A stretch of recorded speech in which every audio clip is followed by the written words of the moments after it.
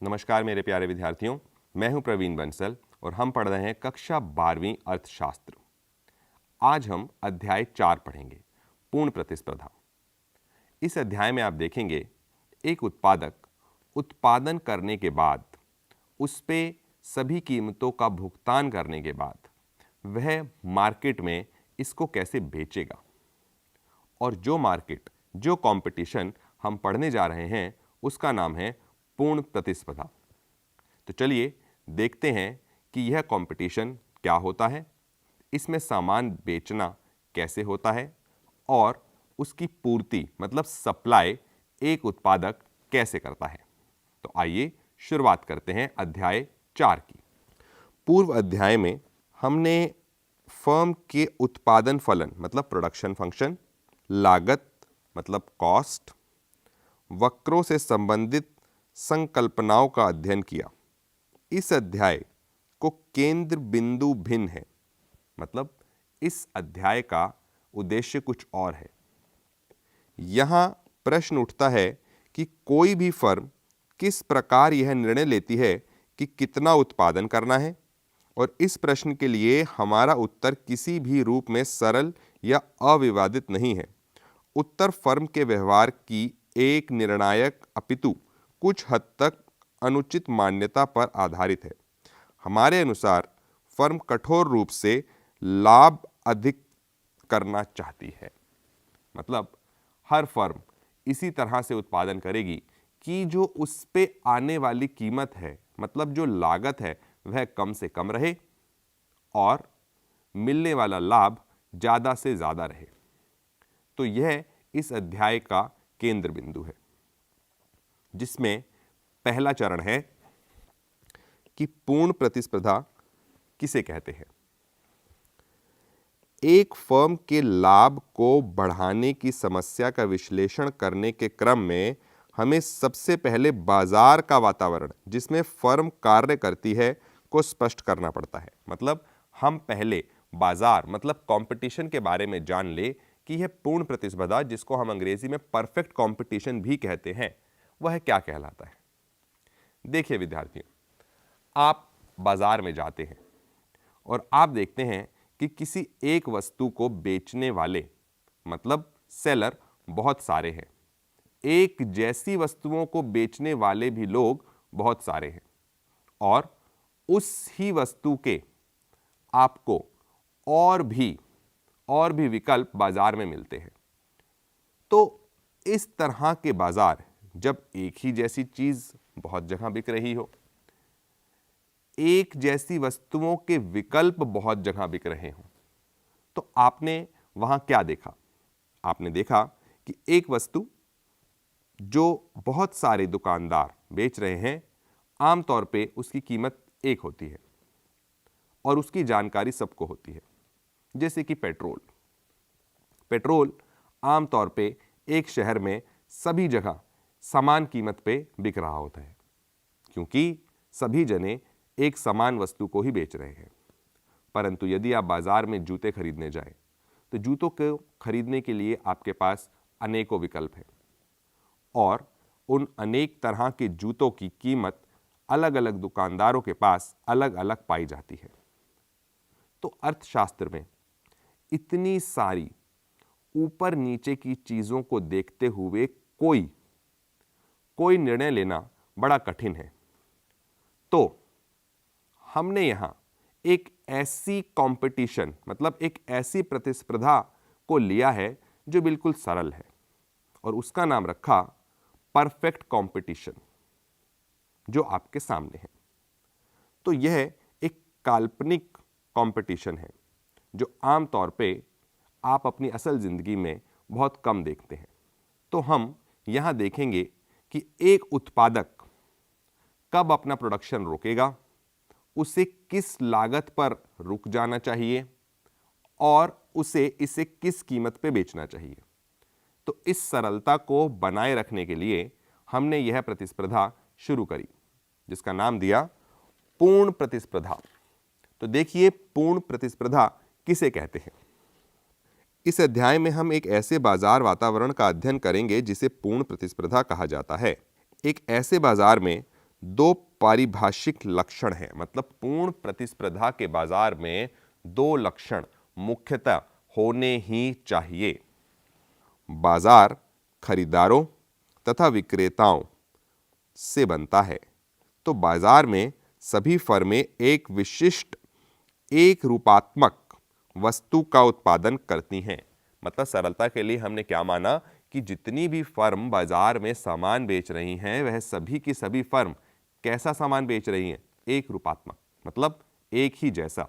यदि कोई एक पेट्रोल बेच रहा है तो उसी क्वालिटी का, उसी गुणवत्ता का पेट्रोल सभी विक्रेता बेच रहे हैं, जिसमें कोई भी फर्क नहीं है। बाजार में प्रत्येक खरीदार और विक्रेता कीमत स्वीकारक है। कीमत स्वीकारक मतलब एक कोई भी क्रेता या विक्रेता कीमत को बदल नहीं सकता और कीमत भी सभी की एक है। देखिए, यदि पेट्रोल किसी एक दुकानदार के पास या किसी एक पेट्रोल पंप के पास 90 रुपये प्रति लीटर की दर से बेचा जाता है तो हम यह मान के चलते हैं कि सभी लोग उसको 90 रुपये पे ही बेच रहे हैं।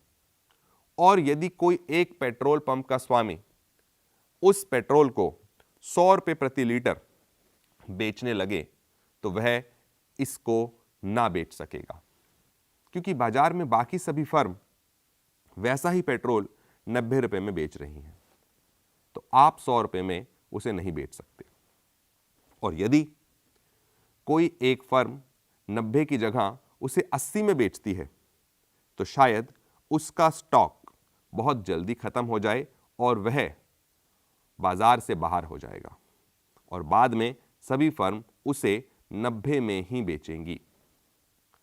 तो इसलिए दोनों ही क्रेता विक्रेता किसी भी तरह से प्राइस को, कीमत को बना नहीं सकते, इसलिए दोनों को ही कीमत स्वीकारक का नाम दिया गया है। देखिए, इसे आपकी पुस्तक कैसे समझती है।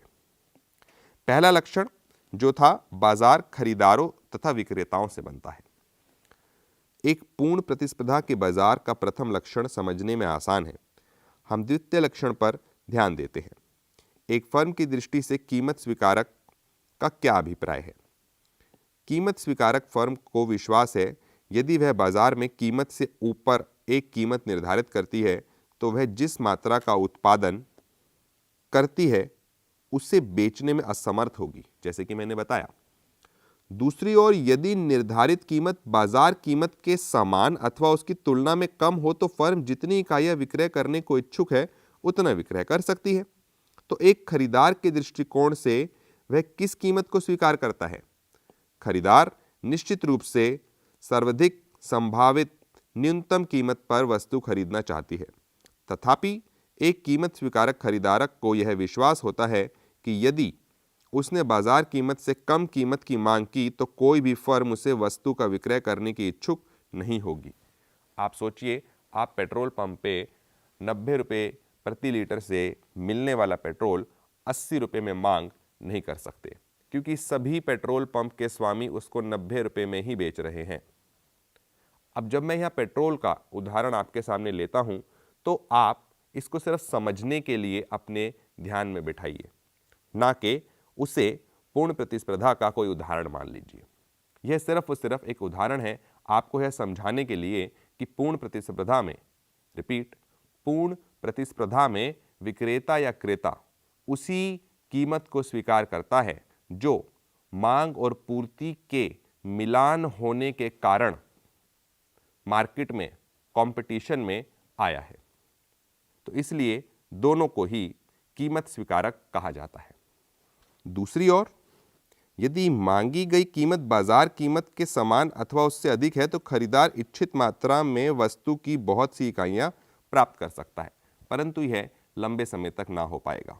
और जैसा कि यह अध्याय केवल फर्म से संबंध रखता है तो हम खरीदार के व्यवहार के विषय में अधिक चर्चा नहीं करेंगे। जब आपने मांग का अध्याय पढ़ा तो वहां आपने उपभोक्ता के हिसाब से बात की। आज आप सेलर के हिसाब से, मतलब उत्पादक के हिसाब से बात करेंगे। और उत्पादक क्या चाहता है? उत्पादक चाहता है कि वह ज्यादा से ज्यादा लाभ कमा सके और लाभ कमाने के लिए उसे सामान बेचना होगा, और सामान को बेचना मतलब रेवेन्यू, जिसे हम संप्राप्ति कहते हैं। तो चलिए सुनते हैं, समझते हैं संप्राप्ति किसे कहते हैं। हमने इंगित किया कि पूर्ण प्रतिस्पर्धा बाजार में एक फर्म को यह विश्वास होता है कि वह बाजार कीमत से कम उसके सामान कीमत निर्धारित करके इच्छित मात्रा में किसी भी वस्तु की बहुत सी इकाइयों का विक्रय कर सकती है। क्योंकि सभी लोग एक ही सामान बेच रहे हैं, एक ही कीमत पे बेच रहे हैं और खरीदार भी बहुत सारे हैं, तो निर्धारित कीमत पर एक विक्रेता बहुत सारी इकाइयों को बेच सकता है, और इन सभी इकाइयों को बेच के जो पैसा उत्पादक उपभोक्ता से वसूलता है उसे कहते हैं रेवेन्यू, संप्राप्ति। मैं दोहराना चाहूंगा, एक उत्पादक अपने उत्पादन को बेच के जो रकम उपभोक्ता से वसूलता है उसे संप्राप्ति कहते हैं। एक फर्म अपने द्वारा उत्पादित वस्तु का बाजार में विक्रय करके संप्राप्ति अर्जित करती है। मान लीजिए वस्तु की एक इकाई की बाजार में कीमत P है, P प्राइस। इसी प्रकार Q फर्म की उत्पादित तथा P कीमत पर बेची जाने वाली वस्तु की मात्रा है। P प्राइस है, Q मात्रा है। तब फर्म की कुल संप्राप्ति P तथा फर्म के आउटपुट Q के गुणनफल के रूप में परिभाषित किया जा सकता है। इसलिए कुल संप्राप्ति हुआ P गुणा Q। P price, Q quantity, दोनों का गुणनफल एक फर्म की संप्राप्ति है। तालिका 4.1 आपको बताती है कि कुल संप्राप्ति, जिसको मैं टोटल रेवेन्यू भी कह सकता हूं, क्या होती है। देखिए, इस अध्याय में आप पूर्ण प्रतिस्पर्धा मतलब परफेक्ट कंपटीशन के बारे में पढ़ रहे हैं। पूर्ण प्रतिस्पर्धा, जहां दोनों ही क्रेता विक्रेता कीमत स्वीकारक हैं, मतलब एक कीमत सभी के लिए समान रहेगी। आप जितनी मर्जी इकाइयां बेच लीजिए, कीमत वही रहेगी। आप पेट्रोल जितना मर्जी भरवा लीजिए, आपके लिए कीमत वही रहेगी। ज़्यादा सामान बेचने के लिए आमतौर पे दूसरे बाजारों में, ध्यान से मेरे इस उदाहरण को सुनिए, यदि एक उत्पादक अपना सामान ज़्यादा बेचना चाहता होता है तो वह कीमत को गिराता है ताकि लाभ ज़्यादा हो सके, परंतु पूर्ण प्रतिस्पर्धा में ऐसा नहीं होता। सामान की कीमत मात्रा के हिसाब से बढ़ती घटती नहीं, सामान की कीमत उतनी ही रहती है। तो देखिए, विक्रय किए गए डब्बे या कुछ भी 1, 2, 3, 4, 5 जो भी हो, और यदि हमने उसका प्राइस 10 रुपये माना तो कुल संप्राप्ति 1 गुणा 10 10 है, 2 पे 2 गुणा 10 20 है, 3 पे 3 गुणा 10 30 है, और इसी तरह 4 पे 40 और 5 पे 50। और यह संप्राप्ति यदि मैं किसी रेखा चित्र पे आपको दिखाऊं, कुल संप्राप्ति, तो वह कुछ इस तरह से दिखाई देगा। ये एक 45 डिग्री का कोण बनाता हुआ रेखा चित्र, ग्राफ। आप देखिए, यदि मैं एक्स एक्सिस पे निर्गत और यहां संप्राप्ति लिखता हूं, तो यह गैप सभी में समान रहेगा। 1 पे 10, 2 पे 20, 3 पे 30, और इस तरह से कुल संप्राप्ति का वक्र आपको 45 डिग्री का कोण बनाता हुआ दिखेगा। और अब यदि मैं इसी रेखा चित्र पे कुछ और चीजें आपको दिखाने लगूं, तो वो क्या हो सकती हैं? आप पिछले अध्याय को या उससे पिछले अध्याय को ध्यान कीजिए। जब आपने कुल उत्पादन पढ़ा तो साथ साथ में आपने सीमांत उत्पादन भी देखा, औसत उत्पादन भी देखा। तो क्या वह सभी चीज यहां पे भी दोहराई जाएंगी समप्राप्ति के लिए? तो जवाब है हां, बिल्कुल ऐसा ही होगा। देखिए, आपने देखा कुल संप्राप्ति किसे कहते हैं, जो है सभी इकाइयों को बेच के वसूल होने वाली रकम, यह कहलाती है कुल संप्राप्ति। परंतु अगर मैं आपसे कहूं कि सीमांत संप्राप्ति क्या है, सीमांत संप्राप्ति का अर्थ है एक और इकाई को बेच के, एक और इकाई को बेच के एक उत्पादक के पास कितनी संप्राप्ति होती है। देखिए, जैसे एक को बेच के उत्पादक को 10 रुपए की संप्राप्ति हुई, ऐसे ही दोनों को बेच के उसे 20 रुपए की संप्राप्ति हुई। मार्जिनल रेवेन्यू, सीमांत संप्राप्ति, मतलब एक और इकाई को बेच के आपकी कुल संप्राप्ति में क्या बदलाव आया, उसे कहा जाता है सीमांत संप्राप्ति। एक ज्यादा बेच के आपको जो संप्राप्ति हुई वह है 10 रुपए की, दूसरे को बेच के बढ़ोतरी हुई 10 की, तो फिर से वह आया 10। ऐसे ही तीसरे के लिए, ऐसे ही चौथे के लिए और ऐसे ही पांचवें के लिए। इसे कहा गया मार्जिनल रेवेन्यू। और साथ ही साथ मैं एक और चीज आपको दिखाऊं, आपने यहां कीमत रखी 10 रुपए, यह औसत संप्राप्ति है। अगर मैं परिभाषा पे जाऊं तो औसत संप्राप्ति का अर्थ क्या है कि औसतन आप एक इकाई से कितना भुगतान लेते हैं। तो एक इकाई को बेचने से जो आपको मिला वह उस चीज की कीमत नहीं तो और क्या है। तो जो कीमत है, जो सामान को बेचने की कीमत है, जो पूर्ण प्रतिस्पर्धा में एक ही रहती है, चाहे मात्रा जितनी मर्जी ज्यादा कम क्यों ना हो जाए। तो कीमत और कुछ नहीं, वह सिर्फ और सिर्फ औसत संप्राप्ति है, मतलब एवरेज रेवेन्यू है। तो इस अध्याय में आप अगर कीमत बोलते हैं पूर्ण प्रतिस्पर्धा के लिए, तो वह और कुछ नहीं, औसत संप्राप्ति है। तो प्राइस जो है वही एवरेज रेवेन्यू भी है। तो आपने यहां देखा कि पूर्ण प्रतिस्पर्धा में AR, MR या P, मतलब कीमत, सीमांत और औसत, यह समान है, जिसका कारण सिर्फ और सिर्फ एक है कि कीमत में बदलाव नहीं होता। और कीमत में बदलाव क्यों नहीं होता? क्योंकि सभी क्रेता विक्रेता एक ही चीज में व्यापार कर रहे हैं। जब सभी लोग एक ही सामान बेचेंगे तो शायद यह बहुत मुश्किल हो जाता है कि आप बिल्कुल एक गुणवत्ता का सामान दो अलग अलग जगहों से अलग अलग कीमत पे नहीं ले सकते, ना खरीद सकते, ना बेच सकते। इसी कारण से प्राइस मतलब कीमत एक रहती है। और यहां मैं दूसरा वक्र अगर आपको दिखाऊं तो वह है कीमत रेखा।